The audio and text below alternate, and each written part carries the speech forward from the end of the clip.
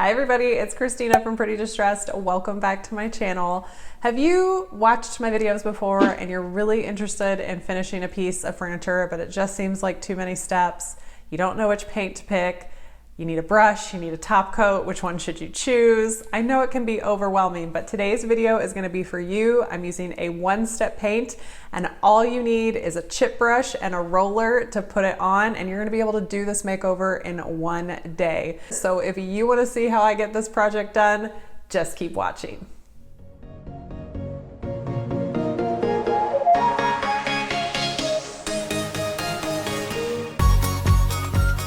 If you are new here, I am a furniture painter and refinisher, and you will find me on here every week making over pieces of furniture or doing paint comparisons or anything to do with furniture refinishing, and I share all my thoughts on my channel. So please consider subscribing before you leave if you haven't done so already. My partner for today's video is Beyond Paint. This is an all-in-one paint, so it has a primer, the paint, and the sealer all in one. So this is a lot different than anything you've seen on my channel before. And you're gonna apply this with a chip brush and a roller, and you need a 1/2 to 1/4 woven fabric nap. This is the piece I'm going to be tackling today. I thought this piece was going to be perfect for this paint because it's really flat and it's going to be easy to roll out. I'm going to try to make this makeover as affordable as possible, so I'm going to save this hardware and try to clean it up because I really like the way that it fits with the piece.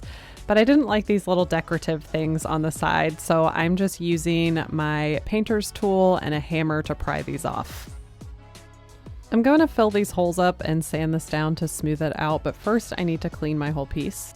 Remember, I said we're not going to prime, but we definitely do need to clean our piece, and for this paint to adhere well, it needs to be free of oil and dirt and grease. So there are a number of ways that you can clean it. You can use a mineral spirits to clean it off. You can use a water and vinegar mix, or you can use a degreaser. I opted to go with a degreaser, and the one that they recommend is Simple Green. I found mine at the grocery store, but you can also get these at hardware stores or on Amazon. It's really easy to use. You just spray it on, let it set for a little bit to really cut that grease, and then you can come back in with a cloth or a scrubby sponge to get off the really stubborn areas.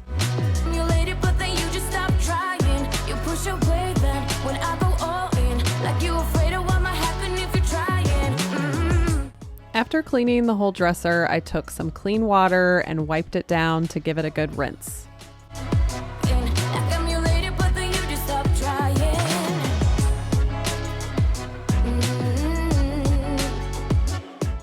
Like I mentioned earlier, I really like the way this hardware looks with the piece, so I'm going to remove all of it and save it for later. I'm also going to remove all the drawers and set them aside to paint separately. Once I got the drawers out, this thing was really dusty on the inside, so I went ahead and cleaned that up. And I also wiped down the drawers where they had a little bit of dust from the hardware. My last step in prepping is to fill any holes or gouges I have on my piece. So I'm just using a wood filler here, letting that dry, sanding that down smooth, and then I'm going to use a tack cloth to remove any dust that I kicked up. All right, now it's time for the fun part. Let's paint. On the Beyond Paint website, you can actually purchase this toolkit, and it comes with this roller, a paint pan, and a chip brush to complete your project. I like to line mine with foil because I'm lazy, and then I don't have to wash it in between coats. This is the paint I'm using today. This is Beyond Paint all-in-one paint. You do not have to stir this. It is going to be super thick, like pudding consistency, so don't let that throw you off. Do not add any water to this. You don't need to do that. I just made sure I cleaned off my lid really well so that it didn't stick when I put it back on. You want to roll out as much of your piece as you can and just use the chip brush for any areas that you can't reach with the roller. This paint is going to adhere to almost any surface. You can apply it to raw wood, painted wood, whether it's oil, latex, polyurethane, varnish, or epoxy. It's also going to stick to metal, formica, laminate, which is a huge one if you don't know if your piece is real wood or not. Plastic, linoleum, masonry, tile, and even glass. So this paint can basically go on anything. This paint does go on very textured, but it levels down a little bit as it dries, but it is meant to fill little nicks and dings. So it's not going to be a completely smooth surface. It looks smooth, but it does have a little bit of a textured feel to it. To paint these drawer fronts, I just went around the perimeter of each side and then painted the top down. Because of how thick the paint is, the coverage on the first coat is amazing.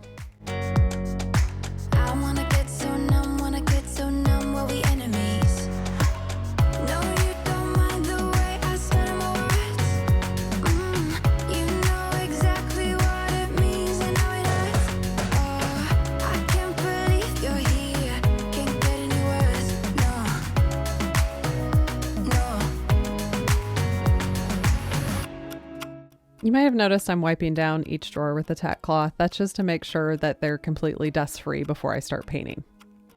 I wish you knew what power you have over me, but now it's so hard to breathe. I made sure to do a little bit of the overhang on the frame just because I don't want to see any of that wood once I put my drawers in.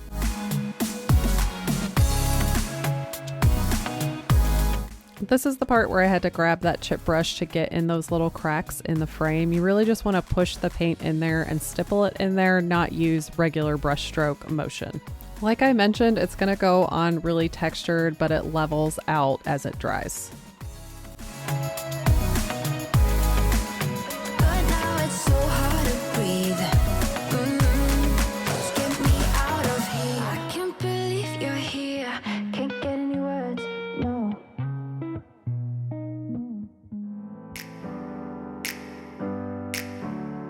This first coat needs 2 to 4 hours to dry, so I took all my tools and put them in Ziploc bags to save them for my next coat.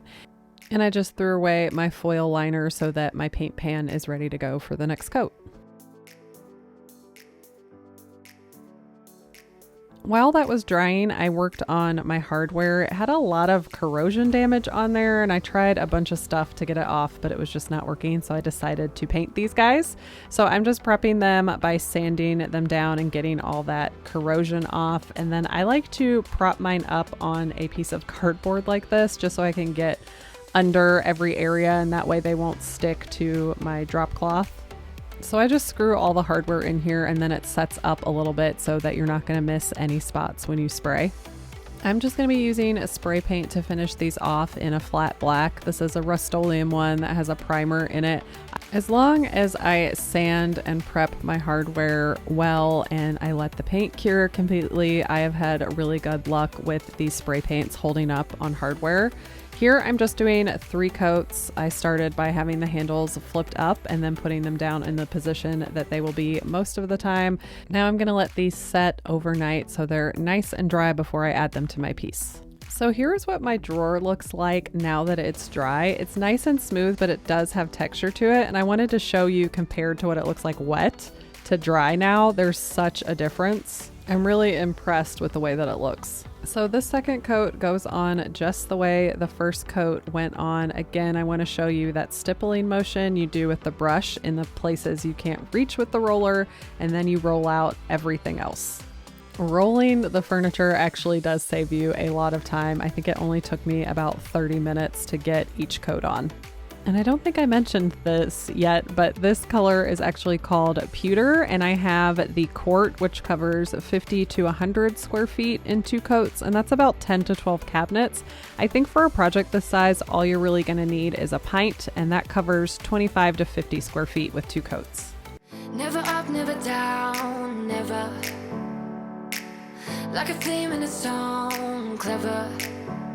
Feeling high, feeling low at the same time. Feels so right, then I'm wrong, hoping I'll be fine. But I get up, I always do. I never think, I always do. Never thought I wouldn't jump, oh what a fool. But if I fall, I will get up again.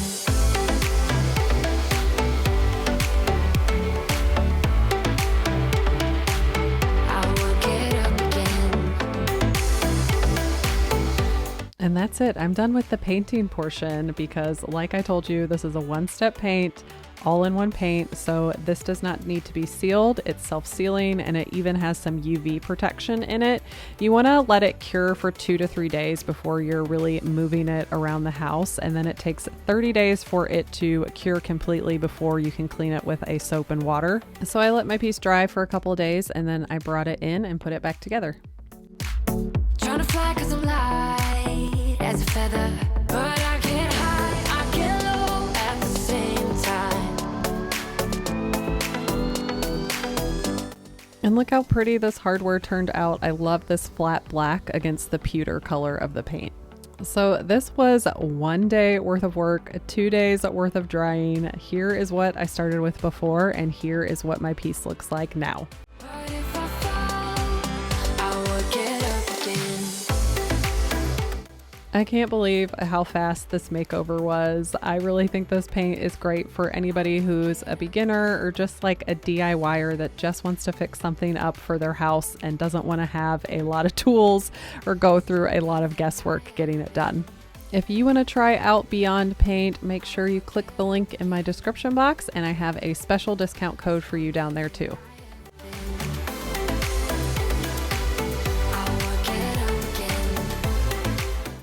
Thank you for joining me for today's project. I hope you guys enjoyed it. This was a really fun one. And like I said, one day, I think I'm gonna be really spoiled when I have to go back to projects that take multiple days. But anyways, I will be back next week with another project. Thanks for being here, and I will see you guys next time. Seal all in one. Murphy, settle. Good boy, that's a good boy. Top coat should I use?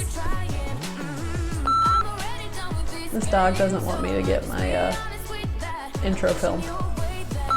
This was a 1 day